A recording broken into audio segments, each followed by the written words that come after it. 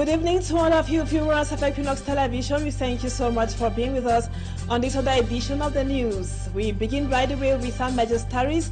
Students of state-owned universities and also private higher educational institutions across the national territory have resumed classes or lessons for this academic year that was on Monday. But at the University of Buea in the southwest region of Cameroon and other institutions in the northwest and southwest, the story is really different. We will be taking you to the University of Buea, where the story is different. As I indicated, classes only resumed on Tuesday because of ghost towns plus insecurity.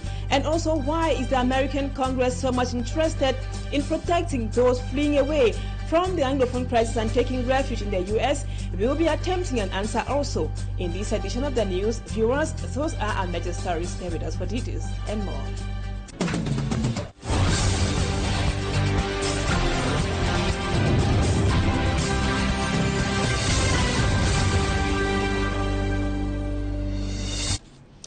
Welcome back, viewers. Thank you so much for according us your time. We begin by talking about the plight of teachers 1 day ahead of the World Teachers' Day to be commemorated in Cameroon. That will be tomorrow, October 5. Technical High School in Bafang, the Government Technical High School in Bafang, Banka, to be more precise, in the aucun, a division of the West region, has been called upon to shun from violence the students. This was during a sensitization carried out by some members of the Cameroon Bar Council or Association, some human rights advocates, and also educational stakeholders on the sidelines of the International Day for Non-Violence in Schools that was on October 2.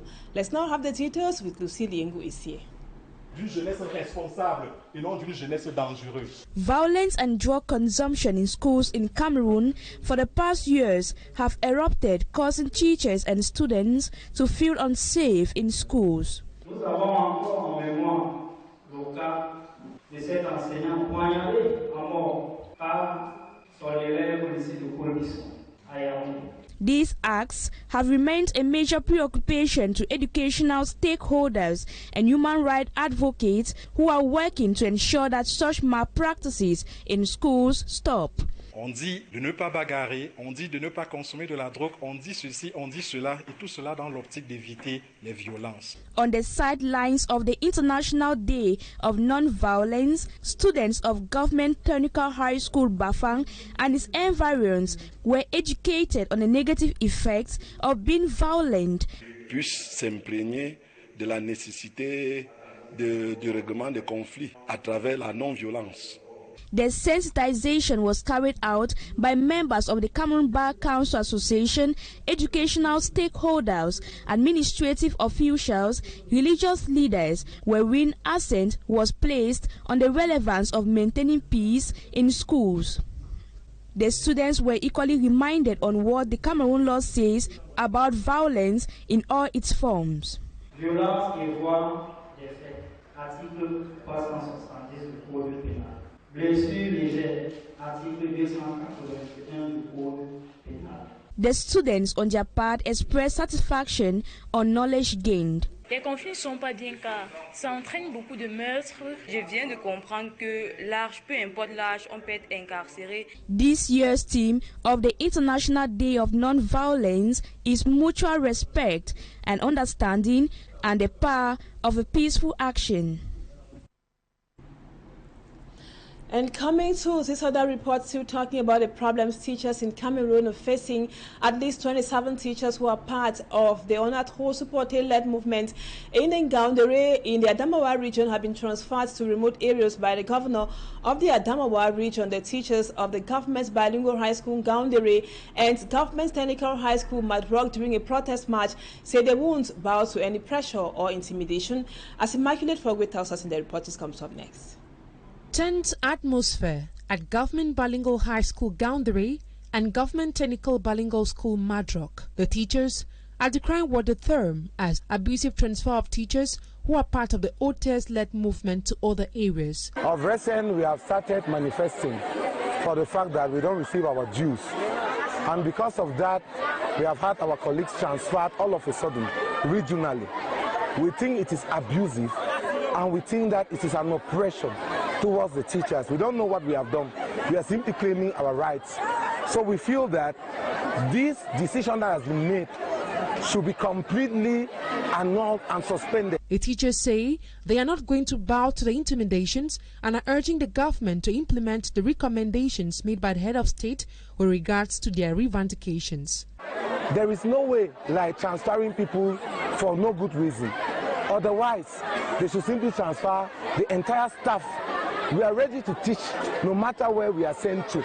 But we feel like the transfer should not be as a sort of punishment towards a teacher. We are called on duty. We will go for our duty. Let it not be abusive. We plead the government should pay our dues. There is nothing more we are asking for. Speaking off camera, the principal of Government Bilingual High School, Goundere, says he is just executing the governor's instructions. A total of 27 teachers have been transferred to other schools.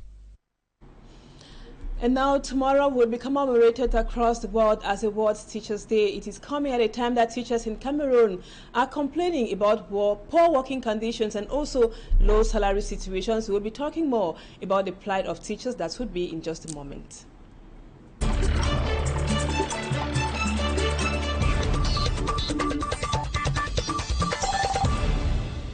Welcome back, viewers. Our guest is a teacher of the bilingual grammar school in Moliko Boya in the southwest region of Cameroon, and he is Sama Abang Mungwa. Sama Abang Mungwa, thank you so much for accepting to talk to us on Equinoxe Television on the plight of teachers, the problems teachers in Cameroon have been complaining about for some time now. My very first question goes Mr. Sama, can you explain to us what you people, teachers, those who have been forming even or training even presidents across the world, what have been your problems so far in Cameroon?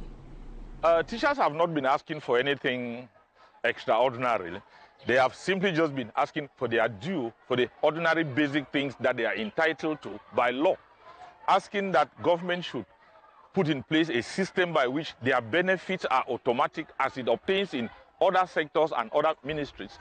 That their entitlements should be paid in time and regularly and with the most basic, modest simplicity of regularity. Teachers have not asked for a salary increment. They have not asked for those dues that they are not entitled to. They have just asked that the little things that are enshrined in the law that teachers are entitled to should be paid, and paid regularly, and paid honestly and just the way we expect.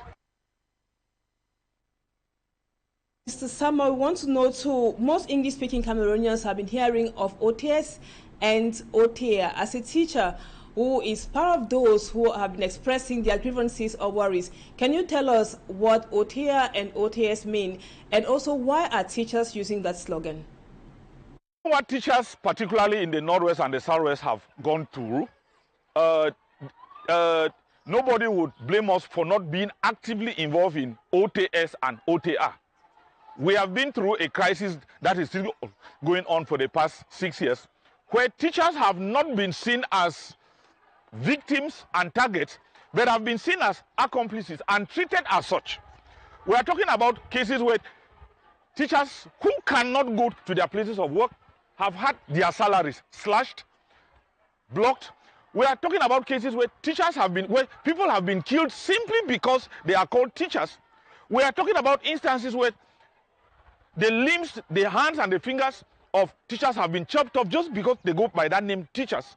And so we have had to go through a lot, and OTS and OTA isn't really like it is not part of us or we are not part of it, but we think that at least for once we have actually borne the brunt of crisis and let some other people take it. Just imagine what it would have meant if teachers in the Northwest and the South were to be actively involved, coupled with what our children have gone through. But let me tell you that I am a member of the very radical trade union called TAC.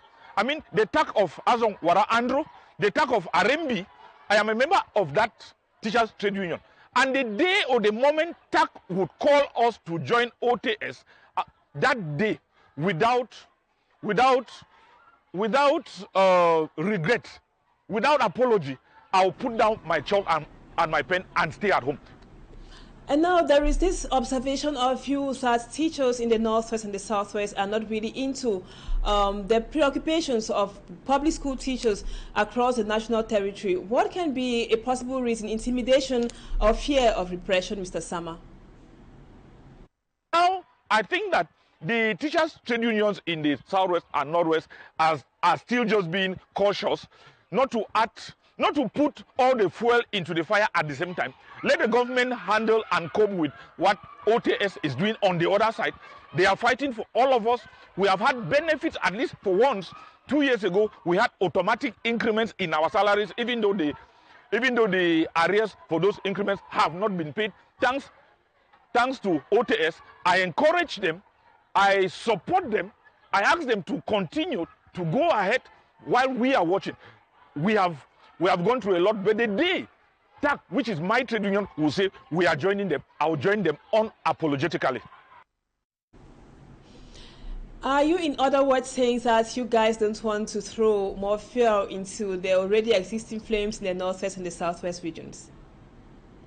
3 years ago, the same was said. 2 years ago, the same was said. Last year, the same was said. And the same thing is being said now. And that justifies the need for that slogan, OTA, Ona Tro Atangju. You have made these same promises and you have never fulfilled them. You have never shown good faith. At a time when we see people in other sectors live in affluence, in abundance, in wasteful affluence, when we see that government takes its attention to solve problems in other areas, aspects that we think add little or no value to national life, we think that teachers should not be used as the pepper stone for every woman who wants to cook and does not have a grinding stone. Everybody uses the head of the teacher to grind pepper. Whoever wants to crack coconut and does not find a stone, it is the head of the teacher. The teacher is used as everybody's toothpick. The teacher is used as everybody's table napkin. And we think that enough is enough. OTA, OTS, because the same lies without conviction, without commitment have been made. And we think that we would be stupid to allow ourselves to be ridden on as everybody's jackass in this country. And now some government ministers recently met in the nation's political capital, Yaoundé, and from what filtered from their encounter, they said that the solution is already there. It's just a matter of putting them in place. Are you of that same view? It is not new to anybody that anybody in the Northwest and the Southwest who tries to raise up the head, especially on an issue of national life, is easily tagged as amber. And so it will not surprise anybody that because you want to call for a strike, even under OTS and OTA, some overzealous administrators somewhere, or some security forces somewhere who don't like your face would easily tag you as amber and either extort money from you or use that to victimize you. But we think that teachers in the Northwest and the Southwest are actively in support of OTS, are actively in support of OTA, but for now, we are watching from the distance, and we think that the lies that the government has actually ridden on over the years to keep us in this position, if we can't have it now, then we would never have it again. And that's why we think saying that the solution is on the table, that is what they have said countless number of times, and it doesn't solve any problem. What we want is the solutions in our pockets, the solutions on our career decisions, the solutions in our classroom, the solutions in our quality of life. Are you trying to say that, in other words, that teachers in the Northwest and the Southwest region seem to be more vulnerable? People use the ad misericordam argument, saying that we should not jeopardize the lives of our children because they are the future of tomorrow. We are not in the history. I want the public to understand that those same students, our own children from our homes, are in those same classes. We are sacrificing so that government gives us what we are due, so that we will be able to teach them better and teach them under better conditions. It's an inefficient teacher. That is taking me to my next question, Mr. Sama. What about the students? What about them? The students are not the only greatest losers. The teacher is a loser. The society is a loser. The nation as a whole is losing. The parents are losing. But again, as I said, people should not be blind to the fact that the teachers are also parents who have children too. And so if my child is not well taught, I feel the pinch as a parent. But I wouldn't pretend to say that under deplorable conditions or unsatisfied conditions, I would go to class and teach when I know that there are things that I am entitled to which need to make my quality of work better.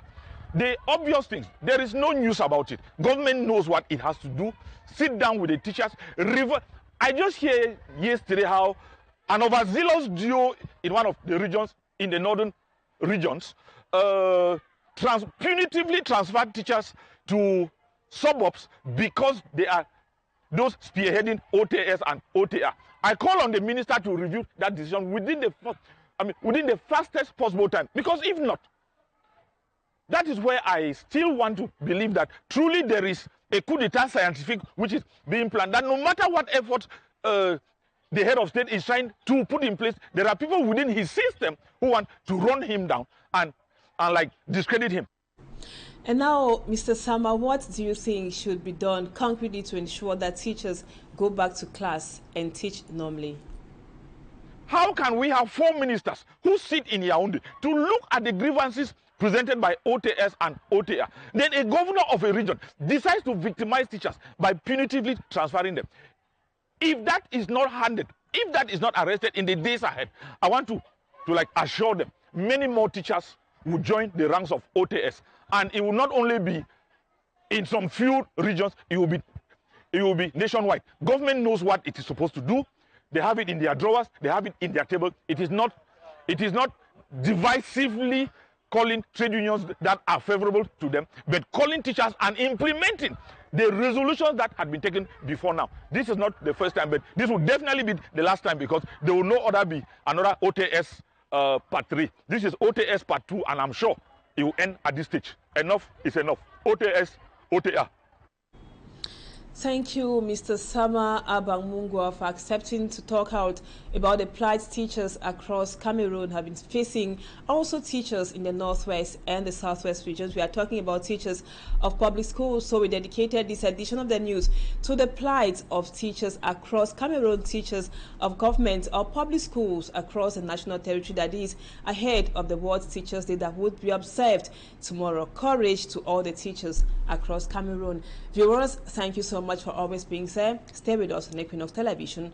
Bye-bye for now.